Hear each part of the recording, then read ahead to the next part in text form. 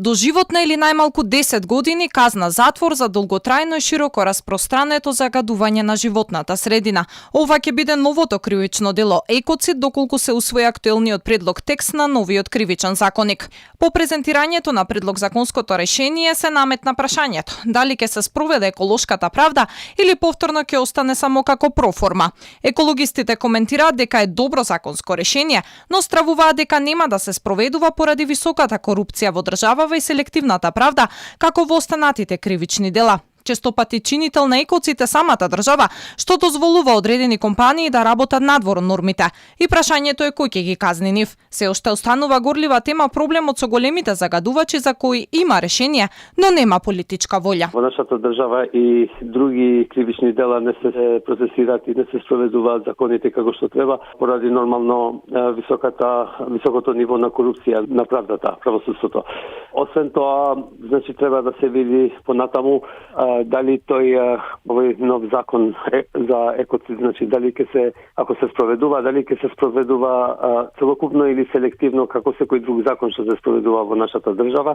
За слабата еколошка правда во Македонија говорат и податоците од државна статистика. Во 2021 за кривични дела против животната средина и природата само 2 лица добиле затворски казни, од кои едната за узурпација на недвижност, а другата за незаконски риболов.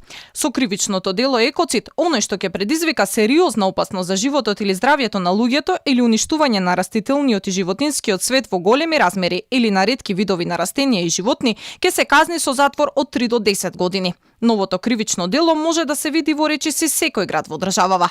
Според екологистите, оваа предлог верзија на законот ќе има психолошко дејство кај луѓето и до некој степен ќе ја подигне свеста, но сепак остануваат главните проблеми. Државата треба навистина да потегне по главните загадувачи и да работи на повеќе полиња во смисла на едукација и решавање на децениските проблеми. Мислам дека со поголеми казни и со поголема едукација уште во основните образованија, уште кога децата би рекол се во помала возраст, во 7-8 годишна возраст, заедно со овие поригорозни закони, мислам дека постепено ќе ја промениме мислата кон заштитата на нашето природно национално богатство. Екоцид во охрите депонијата Маутскир неверојатно лошо изгледа на самиот влез на градот. Значи, при толку места, при толку механизација, да не можат да отворат барем една дупка, да го префрлат таму отпадот во таа дупката, да не се гледа на влезот на Охрид. Доколку се прифати оваа верзија на предлог законот, освен екоцид има и други измени и до прецизирање низ целата глава 25,